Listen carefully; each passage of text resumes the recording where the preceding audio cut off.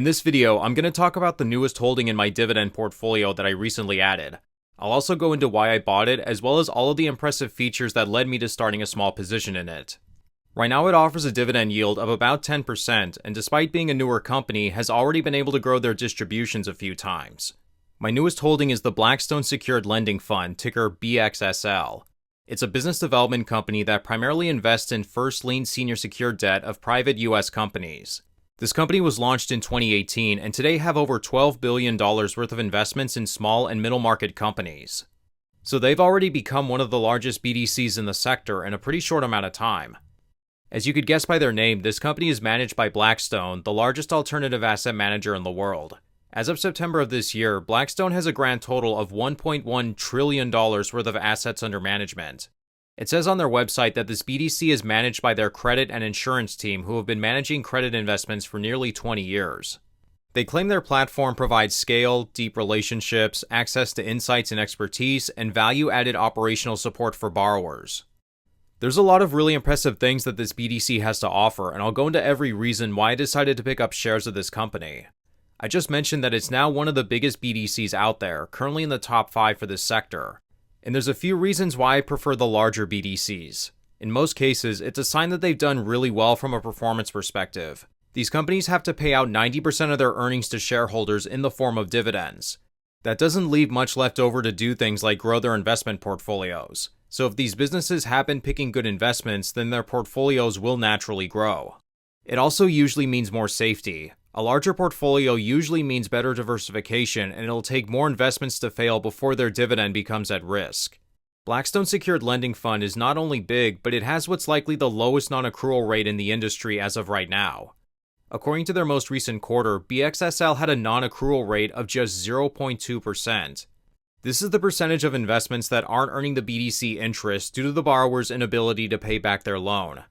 The average BDC non-accrual rate as of Q2 of this year is 3.8%. So BXSL is doing significantly better than average at 0.2% and even better than their peers, including Ares Capital. It's resulted in some pretty consistent NAV growth so far, which is a good sign. Most BDCs don't see a lot of growth from a NAV perspective. Main Street Capital is the gold standard when it comes to this growth, and they've done a great job in growing their NAV. As a result, the market's rewarded Main Street Capital by almost always valuing it over their book value per share. Having consistent NAV growth is something that's just very hard for most BDCs to achieve, and although I think it's still too early to judge this company in particular, so far I have been really impressed with what I've seen. What I also found really attractive was just how much this BDC prioritizes safety and yet still offers a high dividend yield. They're similar to Blue Owl Capital Corporation in that they hold an overwhelming majority of first lien debt. As of their most recent quarter, 98.7% of their portfolio is made up of this debt. First lien debt is basically first in line to collect if a company that's borrowed money from them goes bankrupt. So imagine a company takes out money from BXSL and they go bankrupt. They have to liquidate their assets, and as a result, BXSL would be the first to collect. It's definitely not risk-free. There's still plenty of risk involved in lending money to these kind of smaller companies that BDCs lend to. Depending on the severity of the bankruptcy, it's unlikely the lender would receive all of their money back, but recovery rates have been decent. These BDCs will also hold second lien debt, preferred debt, and common equity in companies. And as you can probably imagine, the further you go down in priority, the less likely that they'd receive all or any of their money back in the event of a bankruptcy. In some cases, it's unlikely for equity or preferred investors to receive anything from a liquidation. But first lien debt is exactly what it sounds like. You're first in line to collect if the company fails. Let's take a look at their dividend distributions. Their first dividend payment was for 53 cents per share, and you can see that in their earlier days they were able to pay some special dividends. It was during this time we saw interest rates soar, and this resulted in a lot of BDCs being able to pay a lot of these special dividends. Most BDCs hold floating rate debt, which means that when interest rates go up, then borrowers have to pay the lender more money. As we've been experiencing, this has resulted in many of these companies growing their dividends and paying special distributions. But now that rates aren't going up anymore and they're actually on their way down, many of these companies are choosing to be more conservative with their payouts. So most BDCs have stopped with the aggressive payments and are focused more on preserving their payouts. Still though, even if we go a while without seeing any growth in their distributions or any special dividends, a nearly 10% dividend yield is still attractive. As of their most recent quarter, their dividend is 118% covered. This is far above average and very conservative for this kind of company. Another highlight worth bringing up is that BXSL was upgraded to BAA/stable from Moody's in September of this year.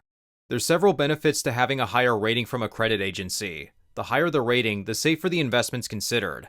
This could attract more investment managers to consider holding it in their funds, which can have a positive impact on its share price. Plus, if the BDC themselves were to borrow money, then they'd be charged less interest on that money because they're viewed as safer. Taking a closer look at their portfolio, you can see they do hold 98.8% floating rate debt, which is how they paid all those special dividends a couple years ago. Their average loan to value is 46.5%. This puts them roughly in the same place as both Ares Capital and Blue Owl Capital. LTV is a measurement that lenders use to assess the riskiness of a loan. The lower the number, the better, and again, 46.5% puts them right around average, which is good. They're currently invested in 252 companies as of November, and you can see by this pie chart just how much first lien debt makes up of their portfolio. Software, healthcare providers, and professional services are their biggest sector investments. They typically avoid the more volatile sectors like oil, which is good. Their largest individual investment only makes up about 3% of their portfolio, which is typical for a BDC of this size. This chart shows their historical dividends declared alongside their net interest income. The brown line represents how much they've earned per share from their portfolio. We always want to see this line taller than the green boxes, which is how much they pay in dividends for a particular quarter. 2023 was the zenith for BDCs in terms of their earnings, whereas you can see that they've gone down since their all-time highs. With BXSL, they have been well covered and have even seen greater progress in the past 2 quarters. This company also has a really high insider ownership percentage. According to FinViz, 8.03% of all shares outstanding are owned by company insiders. This would include the CEO and their various company board members. A high insider ownership percentage can be a pretty revealing metric on the board's optimism. Usually if board members own a lot of their own stock, using their own money, that's a good sign they're confident that things are going to go well for them in the future. It doesn't guarantee success, but the managers have a lot of their own money involved. In other words, they have a lot of skin in the game. And according to the information on SECform4.com, no insiders have ever sold shares of their stock either. So with all things considered, I think BXSL is a solid BDC in this sector. Everything that we've looked at has indicated that they're going to do just fine in a falling interest rate environment. At the same time though, it's not likely to deliver substantial growth. So if you're a more traditional dividend growth investor, then BXSL might not be for you despite all that growth we saw in their earlier years. If, however, you're looking for a well-covered, high-paying dividend stock, then I think BXSL has a lot of really good potential. Let me know your thoughts and if you hold any shares of this BDC. But with that being said, that's going to conclude today's video. If you'd like to connect and also see what's inside my own personal dividend portfolio, then feel free to check me out over on our Patreon, where you'll receive updates and be able to talk to me and other higher-yielding dividend and income investors. But with that being said, thank you all so much for watching today's video, and until next time, take care.